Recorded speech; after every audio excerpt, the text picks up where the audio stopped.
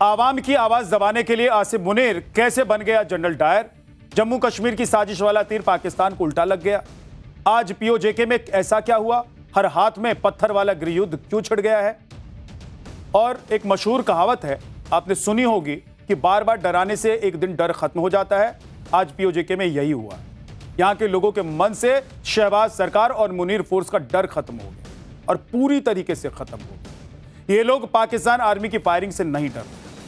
इस फायरिंग से बहुत से लोगों की जान चली गई है, फिर भी नहीं डर रहे। पुलिस ने लाठियां बरसाई, गिरफ्तार करके सलाखों के पीछे डाल दिया, लेकिन पीछे नहीं हट रहे हैं। पीओजेके में महाआंदोलन में छोटे छोटे बच्चे बेखौफ होकर सड़क पर निकल चुकी है। ये लोग सिर्फ अपना बुनियादी हक नहीं मांग रहे हैं बॉस। सस्ता आटा, शिक्षा, स्वास्थ्य सुविधाएं, बदले में सरकार और आर्मी इन लोगों को गोली दे रही है। ये लोग जब कह रहे हैं ना कि हमारा अधिकार हमको दीजिए, तो उनको गोली मारी जा रही है, नरसंहार किया जा रहा है, जेनोसाइड। पीओजेके के लोगों की आवाज दबाने के लिए मुनीर जनरल डायर बन गए हैं। आज 107 साल पहले जिस तरह जनरल डायर ने निहत्थे लोगों पर गोलियां बरसाई थी, उसी तरह एक शोक सभा में शामिल कुछ लोगों पर पाकिस्तान आर्मी ने गोलियां बरसाई। इस गोलीबारी में 30 से ज्यादा लोग मारे गए। शहबाज मुनीर को इस बात का भी डर है कि पीओजेके के लोग इस आंदोलन से इंडिया में शामिल होने की तैयारी कर। आज पाकिस्तानी मीडिया में इस बात का भी जिक्र हो रहा है कि पीओजेके के लोग शहबाज मुनीर को अपना दुश्मन और भारत को अपना नया घर बता। पाकिस्तान और पीओजेके के बीच शुरू से ही आका और गुलाम जैसा रिश्ता रहा है। पाकिस्तानी सरकारें अपने फायदे के लिए पीओजेके को पानी, जंगलों और पहाड़ों और खनिज के इस्तेमाल करने से उन्हें रोकते रहे, लेकिन बदले में यहां के लोगों को गरीबी मिली है। वहां के तमाम जो इतने नेचुरल रिसोर्सेज हैं उसका इस्तेमाल पाकिस्तान करता रहा। पानी, जंगल, पहाड़, खनिज सब पाकिस्तान दोहता रहा है, और बदले में वहां के जो मूल निवासी हैं, जो लोग हैं, उनको क्या मिला है? गरीबी, बेरोजगारी, बदहाली मिली है। अब ये लोग अपने हक के लिए आंदोलन कर रहे हैं, लड़ाई लड़ रहे हैं, तो इनको गोली मार दी जा रही है। जॉइंट आवामी एक्शन कमेटी यानी कि JAAC ने आज पीओजेके महाआंदोलन का ऐलान किया था। इसे रोकने के लिए पाकिस्तान आर्मी ने प्रदर्शनकारियों पर फायरिंग शुरू की। इस हत्याकांड में 30 से ज्यादा लोगों की मौत हो गई, जबकि 200 से ज्यादा लोग गंभीर रूप से घायल हुए। इसके अलावा 100 से ज्यादा लोगों को हिरासत में लिया गया। कई लोगों के गायब होने की भी खबर है, लापता हो गए हैं। JAAC के लीडर शौकत नवाज मीर का दावा है कि पाकिस्तानी आर्मी को JAAC के मेंबर्स को देखते ही गोली मारने के आदेश दिए गए। दरअसल अक्टूबर 2025 में शहबाज सरकार और JAAC के बीच मुजफ्फराबाद एग्रीमेंट हुआ था, जिसमें 38 मांगे सरकार के सामने रखी गई थी, जो अब तक पूरी नहीं हो पाई। वैसे भी पाकिस्तान में खूनी संघर्ष कोई नया नहीं है, इसका एक लंबा इतिहास है। इस बार भी बंदूक के दम पर आवाज दबाने की कोशिश की जा रही है, लेकिन पीओजेके को पीछे हटने को तैयार नहीं है। वहां के जो आवाम है, वहां के जो लोग हैं, वो पीछे नहीं हट रहे हैं। इस बार पीओजेके की आवाज अब सिर्फ पाकिस्तान के कब्जे वाले जम्मू कश्मीर तक नहीं है, अब यह आवाज ग्लोबल बन चुकी है। आज लंदन में पाकिस्तानी हाई कमीशन से लेकर बर्मिंघम, मैनचेस्टर और ब्रेंटफोर्ड जैसे शहरों में पाकिस्तान सरकार के खिलाफ विरोध किया। लंदन में पाकिस्तान हाई कमीशन के बाहर इकट्ठा हुए प्रदर्शनकारियों ने शहबाज सरकार के खिलाफ नारेबाजी की। इसके अलावा पीओजेके हिंसा में मारे गए लोगों को श्रद्धांजलि भी दी। ब्रिटेन की सत्ताधारी लेबर पार्टी के सांसद इमरान हुसैन ने पाकिस्तान के प्रधानमंत्री शहबाज शरीफ को फौरन हिंसा पर लगाम लगाने के साथ साथ मानवाधिकार के सम्मान की नसीहत दी। आज आपको पीओजेके के लोगों की उस मांग को भी जानना चाहिए जिसने इस आंदोलन में चिंगारी का काम किया है। एक तरफ पीओजेके के लोग दाने दाने को तरस रहे हैं, दूसरी तरफ पाकिस्तानी हुक्मरान और वहां के अफसर लग्जरी गाड़ियों में घूम रहे हैं, और इसी वीवीआईपी कल्चर के खिलाफ लोगों का गुस्सा फूट पड़ा है। पीओजेके में एलीट प्रिविलेजेस से लोग नाराज हैं, और यह एक बड़ा मुद्दा बन गया है, जिसमें पीएम, प्रेसिडेंट, मंत्री, अधिकारी और जजों को वीआईपी सुविधा दी जाती है। इन विशेष पैकेज और भत्ते को ज्यादातर नॉन डेवलपमेंट एक्सपेंडिचर का नाम दिया जाता है। साल 2025-26 के बजट में अकेले गिलगिट बाल्टिस्तान में 148 अरब 63 करोड़ रुपए का बजट तय किया गया था, और इसमें से 88 अरब 19 करोड़ रुपए नॉन डेवलपमेंट एक्सपेंडिचर यानी कि वीआईपी सुविधाओं के लिए तय किए गए थे। और इसी तरह 2024 में पीओजेके के कुल बजट में से 2300 करोड़ रुपए सब्सिडी पैकेज तय कर दिया गया। इसमें से करीब 1400 करोड़ रुपए वीआईपी सुविधाओं के लिए दिया गया। साल 2020 में पीओजेके के तत्कालीन प्रेसिडेंट के लिए 10 करोड़ रुपए की मर्सिडीज की कार खरीद दी गई। यानी कि एक तरफ पीओजेके के लोग सस्ते अनाज और आटे की मांग कर रहे हैं, दाने दाने को तरस रहे हैं और दूसरी तरफ पाकिस्तान की सत्ता में बैठे लोगों की मौत चल रही है, पैसे फूंक रहे हैं वो, और इसी बात से लोग खफा है, नाराज।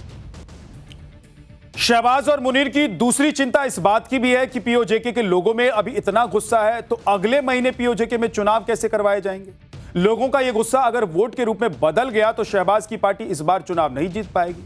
आज आपको पीओजेके के चुनावी समीकरण के बारे में भी बताऊं। 27 जुलाई को पाकिस्तान के कब्जे वाले कश्मीर यानी कि पीओजेके में विधानसभा के चुनाव कराए जाएंगे। पीओजेके की विधानसभा में कुल 53 सीटें, इसमें से 45 सीटों पर सीधे चुनाव होता है, जबकि 8 सीटें महिलाओं, तकनीकी विशेषज्ञों और धार्मिक विद्वानों के लिए reserve.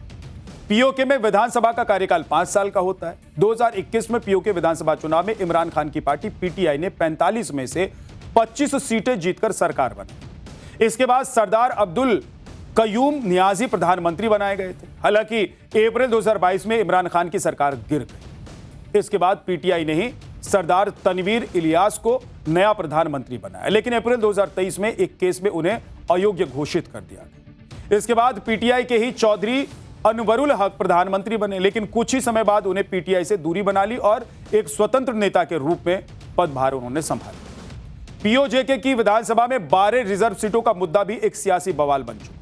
Joint Awami action committee का आरोप है कि पाकिस्तान की सरकार इन 12 आरक्षित सीटों के जरिए अपने लोगों को बैकडोर से पीओजेके की विधानसभा में घुसाती है। इससे लोकल लोगों का प्रतिनिधित्व कम हो जाता है।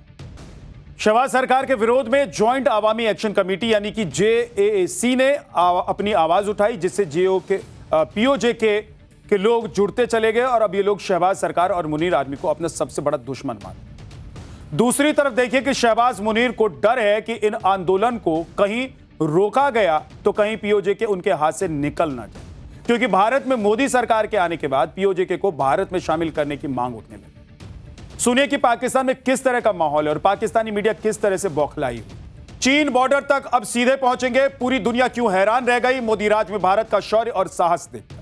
11,000 फीट पर -20 डिग्री में 14 किलोमीटर लंबी टनल मोदी ने कैसे एक तीर से 3 शिकार किया है। बॉर्डर इंफ्रा मजबूत करने से क्यों कतराती थी नेहरू की सरकार, अब मोदी क्यों बना रहे हैं दनादन सड़कें, ब्रिज और टनल।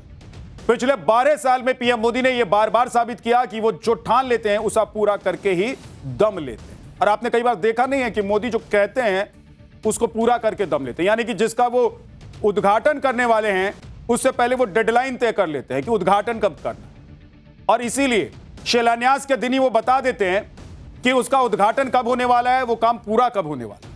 और यही मोदी की पहचान बन गई। चाहे लक्ष्य कितना ही मुश्किल क्यों ना हो, चाहे नेचर साथ दे या ना दे, विपक्ष साथ दे या ना दे, दुनिया साथ दे ना दे, राष्ट्रहित में मोदी जो ठान लेते हैं वो करते हैं। वो देर सवेर कर ही मानते हैं। ऐसा नहीं कि उन्होंने कह दिया और बात हवा हवाई रहे।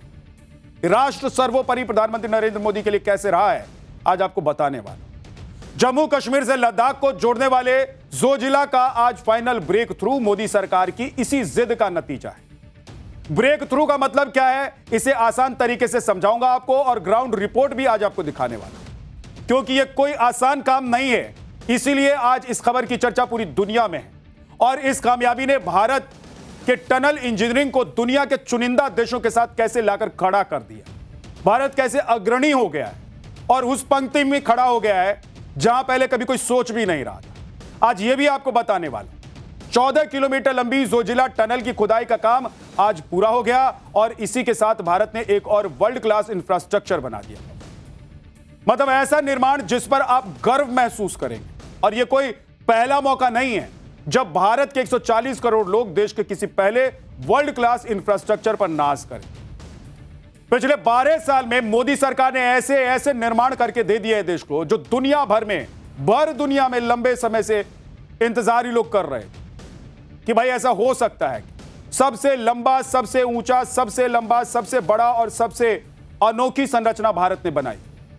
और इसीलिए हम कहते हैं कि सारे जहां से अच्छा हिंदुस्तान हमारा और सारे जहां से अच्छा हमारी ये संरचना है। आप देखिए कि मोदी सरकार ने दुनिया के सबसे लंबी single tube bye directional high altitude road वाली जोजिला टनल बना दी। मोदी सरकार ने दुनिया की सबसे ऊंची प्रतिमा स्टैच्यू ऑफ यूनिटी भी बनाई। मोदी सरकार ने दुनिया की सबसे लंबी हाईवे टनल बना दी है और मोदी सरकार ने दुनिया का सबसे ऊंचा रेलवे आर्क चिनाब ब्रिज भी बना दिया। मोदी सरकार ने दुनिया की सबसे ऊंची मोटर बैरल उमलिंग ला सड़क भी बना दी और मोदी सरकार ने सबसे ऊंचाई पर सबसे लंबा डबल लेन सेला टनल भी बना दिया। तो यह सब कमाल हो रहा है देश में, जो कभी कोई सोच भी नहीं रहा था, जिसकी तरफ कोई ध्यान भी नहीं दे रहा था। 12 साल में देश में ऐसा सब कुछ हो जाएगा, आपने सोचा था क्या कभी? आपको लग रहा था कि आने वाले 12 साल भारत के लिए इतने बेमिसाल होंगे और गर्व से आपका सीना चौड़ा होगा, क्योंकि भारत में जो काम हो रहा है उस पर दुनिया की नजर है और दुनिया सोच रही है कि भारत में यह सब क्या हो रहा है। यही नहीं, पिछले 12 साल में मोदी सरकार ने बॉर्डर इंफ्रास्ट्रक्चर को मजबूत करने के लिए उस पर पानी की तरह पैसा बहाया, जबकि पिछली सरकारों में बॉर्डर इंफ्रा पर या तो बहुत कम ध्यान दिया गया या फिर नजरअंदाज कर दिया गया उसको। लेकिन मोदी सरकार ने चीन और पाकिस्तान के खतरों को समझते हुए यह तय किया कि हमारी सेना को बॉर्डर के आखिरी छोर तक बेरोक टोक सप्लाई मिले, जरूरत पड़ने पर तुरंत बैकअप पहुंच जाए। इसीलिए मोदी सरकार ने चुन चुनकर रणनीतिक महत्व वाले बॉर्डर प्रोजेक्ट्स पर काम शुरू करवाया। जोजिला टनल भी इसी सोच का हिस्सा है। इसकी पूरी डिटेल आज आपको बताने वाला हूं। पिछले साल 13 जनवरी को पीएम मोदी ने इसी जोजिला टनल प्रोजेक्ट के एक हिस्से का उद्घाटन किया था। मोदी ने उस वक्त जेड मोड टनल का उद्घाटन किया था और उस वक्त जोजिला टनल का 14 किलोमीटर का काफी हिस्सा अधूरा था।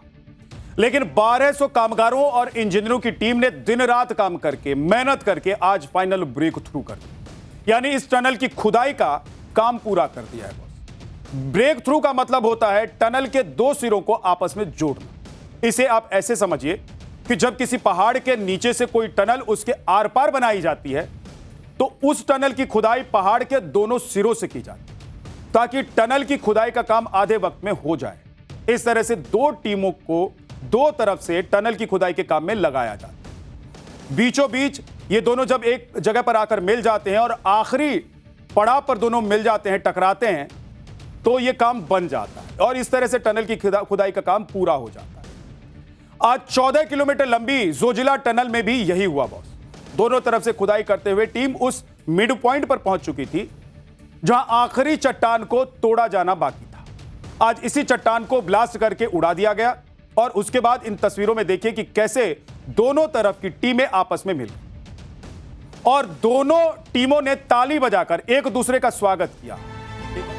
अब देखिए, ये वो टनल है जो अब तैयार हो गया है और बीच में आपको मलबा दिखाई दे रहा है। इसी पॉइंट पर आकर दोनों तरफ की टीमें मिली और आखिरकार ये बीच में जो पहाड़ का हिस्सा था टनल के लिए, उसको उड़ा दिया गया, उसको विस्फोट करके तोड़ा गया। उसके बाद की तस्वीर आप देखिए और फिर जब दोनों तरफ की टीमें एक दूसरे को देखती हैं तो आपस में ताली बजाकर एक दूसरे का स्वागत करते हैं और जश्न मनाते हैं, क्योंकि यह काम अब उन्होंने पूरा कर लिया। जैसा कि मैंने आपको बताया कि दोनों तरफ से अलग अलग टीमें लगातार खुदाई करते हुए एक दूसरे की तरफ बढ़ रही होती हैं और एक मिड पॉइंट तय किया जाता है जहां पर आकर दोनों तरफ की टीमें मिलती हैं और काम पूरा हो जाता है। तो ये देखिए, ये काम पूरा हो गया है। जोजिला टनल में आखिरी ब्रेक थ्रू से टनल के दोनों सिरे आपस में तो मिल गए हैं, लेकिन अभी भी इस टनल को पूरा होने में 2 साल का वक्त लग सकता है। ऐसा इसलिए क्योंकि अभी इंजीनियरिंग, टनल की इंटरनल लाइनिंग, बिजली व्यवस्था, वेंटिलेशन सिस्टम का काम करेंगे और उसके बाद सेफ्टी सिस्टम लगाया जाएगा और अंत में टनल की फिनिशिंग का काम होना है। इस सभी जरूरी कामों के पूरा होने के बाद ही सुरंग को आवाजाही के लिए खोला जाएगा। हालांकि केंद्रीय मंत्री नितिन गडकरी ने इस टनल को बनाने वाली टीम को जल्द से जल्द काम पूरा करने के निर्देश दिए। इस ऐतिहासिक मौके पर आज नितिन गडकरी और जम्मू कश्मीर के उपराज्यपाल मनोज सिन्हा जोजिला टनल पहुंचे हुए। आप देखिए तस्वीरों में, ये दोनों नेता वहां पहुंचे हुए थे जब ब्रेक थ्रू का यह काम चल रहा था। नितिन गडकरी ने ही आखिरी ब्रेक थ्रू का बटन दबाया। उन्होंने जोजिला टनल प्रोजेक्ट की स्टेटस रिपोर्ट ली और इसे भारत के लिए गर्व वाला पल बताया। नितिन गडकरी ने ऐसा इसलिए कहा क्योंकि जोजिला टनल की खुदाई करना कोई आसान काम नहीं था बॉस। -20 डिग्री टेम्परेचर में जब हाथ पांव ठिठुर रहे होते हैं, काम नहीं कर रहे होते। आप सोचिए कि -20 डिग्री, यहां आप भारत में जिस इलाके में भी रहते हैं और वहां अगर 18 और 20 डिग्री टेम्परेचर हो जाए, उससे नीचे टेम्परेचर चला जाए तो आप एकदम कांपने लगते हैं। और -20 डिग्री में सोचिए कि ये लोग हथौड़ा चला रहे, ये लोग काम कर रहे थे। और उस माहौल में 1200 कुशल कारीगरों 9 साल तक दिन रात काम किया है इन्होंने और नेचर से युद्ध लड़ा है एक तरीके का इन्होंने बॉस। जान जोखिम में डालकर पहाड़ के 1 किलोमीटर नीचे हिमालय का सीना चीरकर 14 किलोमीटर लंबी टनल बना डाली। जोजिला टनल दुनिया की सबसे ऊंचाई वाली जगह पर बनाई गई है और सबसे लंबी टनल है और इसीलिए गडकरी से भारत के लिए गर्व की बात कह रहे हैं। सोनमर्ग से मिनी मार्ग तक जोजिला टनल प्रोजेक्ट की कुल लंबाई 31 किलोमीटर है। जोजिला टनल बनाने के बाद इस रास्ते को पार करने में सिर्फ 15 मिनट का वक्त लगेगा, जबकि पहले 3.5 से 4 घंटे का वक्त लगता था। और सबसे बड़ी बात यह है कि अब जम्मू कश्मीर से लद्दाख जाने के लिए 6 महीने का इंतजार आपको नहीं करना पड़ेगा।